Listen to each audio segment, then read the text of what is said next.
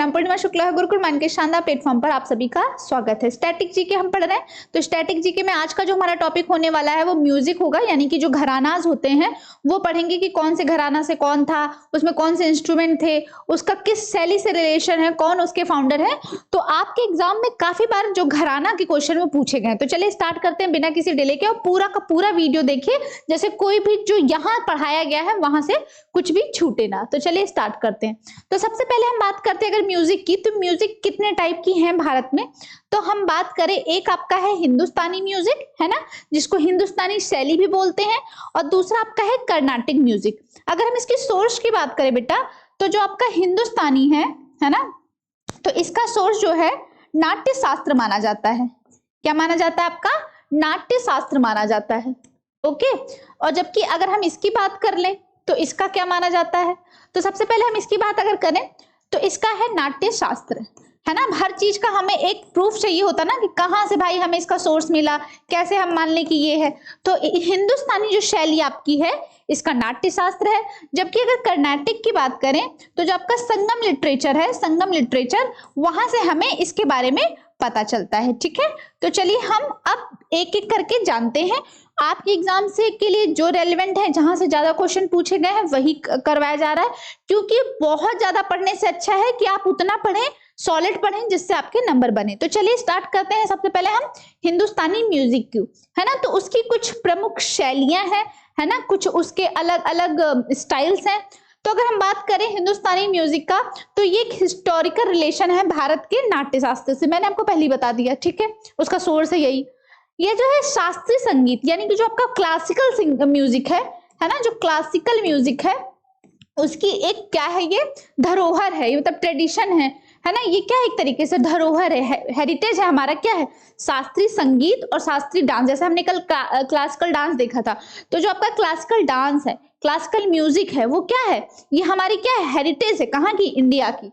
ठीक, हिंदुस्तानी और कर्नाटिक संगीत की जो ब्रांचेस हैं लगभग कब जब स्प्रेड हुई, काफी अलग हो गई, तो वो आपकी कब हुई? आपका 14th सेंचुरी जो था, 14 उसमें हुआ था, ये दोनों अलग हो गई थी।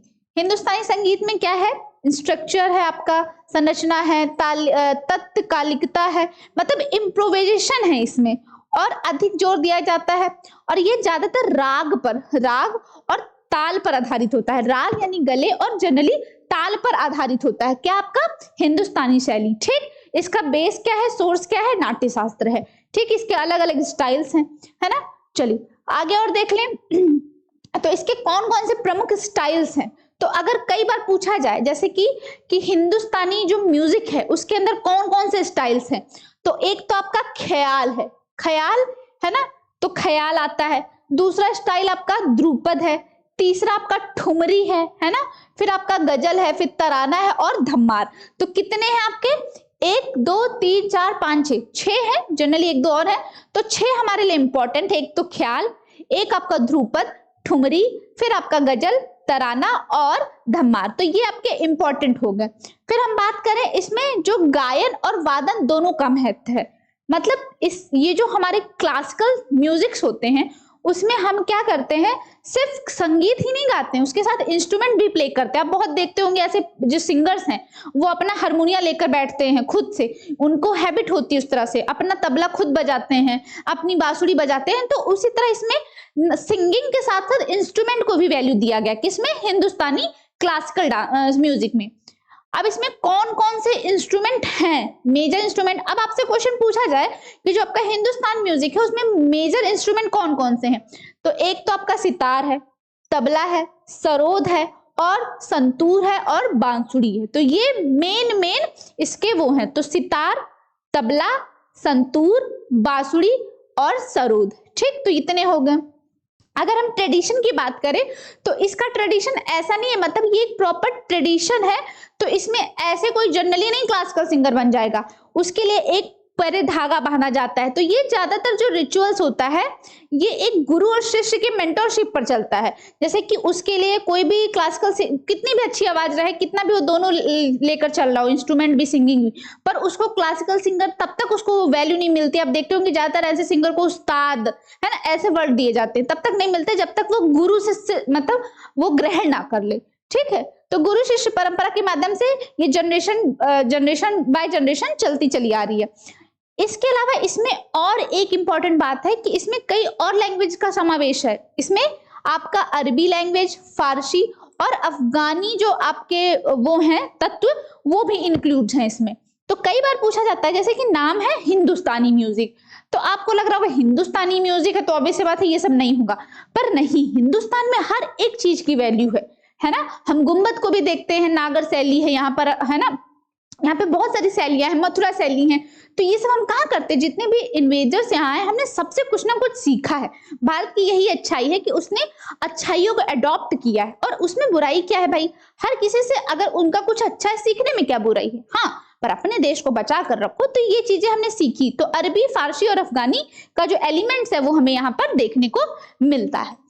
अब चलिए हम वन बाय वन पढ़ लेते हैं। तो पहला हम ध्रुपद है, फिर हम ख्याल पढ़ेंगे, और ख्याल में जो घराने हैं इंपॉर्टेंट वही पढ़ेंगे, ज्यादा जानने की हमें जरूरत नहीं। तो पहला ध्रुपद की बात करें तो ये एक संगीत का सबसे पुराना रूप है। तो सबसे ओल्डेस्ट पूछा जाए तो ध्रुपद हो जाएगा। ठीक, कौन सा ओल्डेस्ट, तो सबसे ओल्डेस्ट आपका क्या है, ध्रुपद है ना। ओल्डेस्ट क्या है आपका, ध्रुपद। अच्छा, इसका मीन क्या होता है, तो इसका मीनिंग होता है कविता, यानी कि पोयम को संगीत की तरह, म्यूजिक की तरह रिप्रेजेंट करना, मतलब उसको इस तरह से चेंज कर देना कि कोई पोयम है, ट्विंकल ट्विंकल लिटिल स्टार, अब उसको संगीत में गा देना, है ना, म्यूजिक वे में गा देना। तो वो एक तरीके से उसका एक्सचेंज है, जैसे पत्थर को संगमरमर में चेंज कर देना। आई थिंक आपको यहां समझ आया होगा।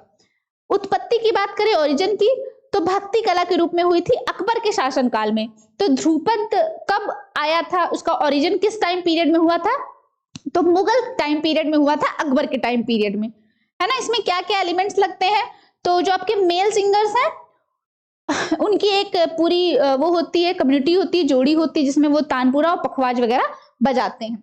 तो स्पेशली ये भक्ति के लिए हुआ था, ध्रुपद जो है ना भक्ति के लिए यूज किया गया था, वो हमारी उसके लिए नहीं किया गया था कि हाँ एंटरटेनमेंट के लिए। ये स्पेशली जैसे हम सूफी देखते हैं, वो म्यूजिकल है ना, वो किसके लिए, वो स्पिरिचुअल वे में किया जाता है। तो उसी तरह ये स्पिरिचुअल वे में किया गया था। गायन के इसमें 4 रूप है, एक तो डागर बनी, खंडार बनी, नौहर बनी और गौहर बनी। तो ज्यादातर नाम से भी आप देख रहे होंगे कि थोड़ा सा मुस्लिम टच है, इस्लामिक टच है, अकबर के टाइम पे हुआ इस्लामिक टच है। ठीक, तो डागर बनी, खंडार बनी, नौहर बनी और गौहर बनी। ठीक, बस ध्रुपद में इतना ही जानना है कि सबसे ओल्डेस्ट है, अकबर के टाइम पीरियड में हुआ था, भक्ति के लिए हुआ था, और ये इसकी 4 रूप है, बस और कुछ इसमें नहीं जानना है। अब सबसे मोस्ट इंपॉर्टेंट आपके बाद में आता है, अभी उसके बारे में है, और इसके कुछ घराने भी थे ध्रुपद के। तो एक आपका डागरी घराना है, जिसमें आलाप पर जोर दिया जाता है ना। प्रमुख प्रतिनिधि कौन है, तो उसमें आप गुंडेचा बंधु हैं। अब पूछा जाए कि गुंडेचा बंधु किससे संबंधित हैं, तो वो आपका ध्रुपद से हैं। ध्रुपद में किस घराने से हैं, डागरी घराना से।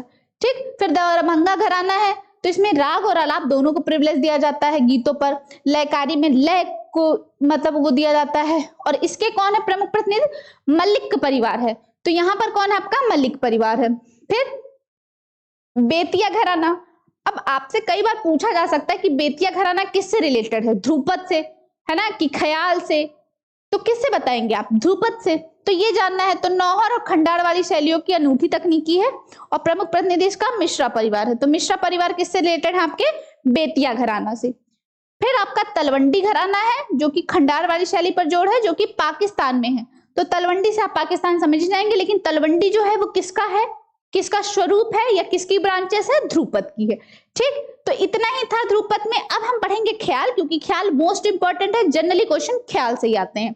तो ख्याल जो है ये हिंदुस्तानी शास्त्रीय संगीत का ये थोड़ा सा रोमांटिक टाइप का शैली है, रोमांटिक स्टाइल है ना। अब इसका अर्थ क्या है, तो एक भटकता हुआ विचार है, मतलब कि एक ऐसा आपकी थिंकिंग है, या एक इमेजिनेशन है जो है नहीं, उसकी इमेजिनेशन है। इसकी अगर बात करें तो ओरिजिन इसका आपका 18th सेंचुरी में हुआ है, तान और बोल तान के ग्लाइड्स में हुआ है। ठीक, अब इसके प्रमुख घराने कौन कौन से हैं, तो बेटा देखिए ग्वालियर घराना, आगरा घराना, है ना, ये सब ज्यादा पूछा आपका जाता है। तो नंबर 1 पे आपका आता है ग्वालियर घराना। तो इसमें ये सिंप्लिसिटी पर जोर देता है। ठीक, राग और ताल पर समान ध्यान, मतलब राग भी बैलेंस है और ताल भी आपका बैलेंस रहेगा। ये नहीं कि इंस्ट्रूमेंट ज्यादा चल रहा है और आवाज कम चल रही है, दोनों बैलेंसिंग है। अब इसके प्रमुख प्रतिपादक कौन है, तो नाथू खान है ना। ये कौन है? फाउंडर है, और विष्णु पलुस्कर है। तो ग्वालियर घराना का फाउंडर पूछ लेगा तो ये आपके लिए इंपॉर्टेंट हो गया, नाथू खान। कौन हो गया? नत्थू खान। नत्थू खान याद हो जाएगा, ग्वालियर घराना। ठीक है, किस पर जोर दिया जाता है? तो राग और ताल दोनों पर। ठीक, ये ग्वालियर घराना किससे रिलेटेड है? तो ख्याल से। ठीक, ख्याल शैली से है, पता होना चाहिए। ठीक, अब आपका दूसरा घराना है किराना घराना। अब किराना घराना जो है ये आपका सटीक ट्यूनिंग और नोट्स की अभिव्यक्ति, मतलब आप कैसे रिप्रेजेंट कर सकते हो। धीमे धीमे रागों पर महारत होती है, जैसे आप देखते ना आ करके डायरेक्ट ऊंचा स्वर लिया जाता है, तो उस पर महारत है। अब इसके कौन है? तो भीमसेन जोशी। कई बार पूछा गया है कि भीमसेन जोशी जो है वो किस घराने से रिलेशन रखते हैं, तो वो आपके हैं किराना घराना से। और गंगूबाई हंगल का भी कई बार क्वेश्चन है, तो ये भी किससे है? आपके किराना घराने से। गंगूबाई हंगल, भीमसेन जोशी दोनों ही किराने घराने से हैं। और किराना घराना किससे रिलेटेड है? आपके ख्याल से, ख्याल संगीत से। फिर आपका आता है तीसरा आगरा घराना। आगरा घराना जो है ये ख्याल गायकों को ध्रुपद और धामर शैली के साथ मिलाता, मतलब ये कंबाइंड है किसका? ध्रुपद का और ख्याल दोनों, धम्मार शैली का, तीनों का मिला करके। प्रमुख प्रतिपादक इसके कौन है? तो मोहसिन खान नियाजी हैं, उस्ताद मोहसिन खान नियाजी और CR व्यास। तो इसके कौन है? आगरा घराने के आपके मोहसिन खान है। ठीक है, ये देखिए आपके भीमसेन जोशी हैं। ठीक, चलिए फिर आगे हम देखें। फिर आपका 4th नंबर पे है पटियाला घराना। अभी तक हमने देख लिया किराना घराना, ग्वालियर घराना और आगरा घराना। कौन सा देखा इसके पहले हमने? ये हमने आगरा घराना। अब हम देखेंगे पटियाला घराना। तो 4थे नंबर पे हमारा कौन सा है? पटियाला घराना। पटियाला घराना, इसके जो वो फाउंडर हैं कौन है आपके? उस्ताद बड़े गुलाम अली खान, ये प्रमुख प्रतिपादक हैं। अब इसमें ताल, अलंकरण और जटिल टप्पा गायन पर जोर दिया गया है, यानी कि जो आपका एम्फेसिस ऑन ताल और उस पर कॉम्प्लेक्स टप्पा सिंगिंग पर इस पे जोर दिया। आपके लिए इंपॉर्टेंट है जो इसके फाउंडर्स हैं और ये घराना। तो आपका पटियाला घराना किससे है? ये आपका ख्याल से रिलेटेड है, ख्याल शैली से है। ठीक, फिर आपका जयपुर अतरौली घराना आता है। जयपुर अतरौली घराना किसका है? ख्याल का है। अब इसके कौन है फाउंडर? तो उस्ताद अलाउद्दीन खां है। उस्ताद अलाउद्दीन खां है। यहाँ पर अद्वितीय लयकारी और समृद्ध राग प्रदर्शन के लिए जाना जाता है। तो अभी तक हमने कितने देखे ख्याल में? ग्वालियर, आगरा, किराना, पटियाला और जयपुर अतरौली, 5 हो गए। एक और है, 6 घराना है टोटल ख्याल में, और यही 6 घराने से क्वेश्चन आते हैं। तो आपके लिए ये 6 बहुत इंपॉर्टेंट है और उनके फाउंडर के नाम। ठीक, अब छठा आपका है भिंडी। ये देखिए आपके उस्ताद बड़े गुलाम अली खां है। अब देखिए इन सब के पास अपना इंस्ट्रूमेंट है, सबके पास अपना अपना इंस्ट्रूमेंट है। ठीक, और ये आपके हैं उस्ताद अलाउद्दीन खान। चलिए अब आगे हम पढ़ते हैं भिंडी बाजार। तो भिंडी बाजार घराना ये छठा घराना, ये किससे रिलेटेड है? ख्याल से। इस पर क्या करते हैं? सांस पर कंट्रोल करते हैं, जो हमारी ब्रेथ है उस पर कंट्रोल करते हैं सिंगिंग में। और ये ज्यादातर कर्नाटक रागों का यूज करता है। तो ऐसा पूछा जाए कि हिंदुस्तानी म्यूजिक में ऐसी कौन सी वो स्टाइल है, वो कौन सा घराना है जिसमें कर्नाटिक म्यूजिक का लक्षण मिलता है, तो वो आपका भिंडी बाजार हो जाएगा। ठीक, अब इसके संस्थापक कौन है बेटा? तो इसके फाउंडर है छज्जू खां।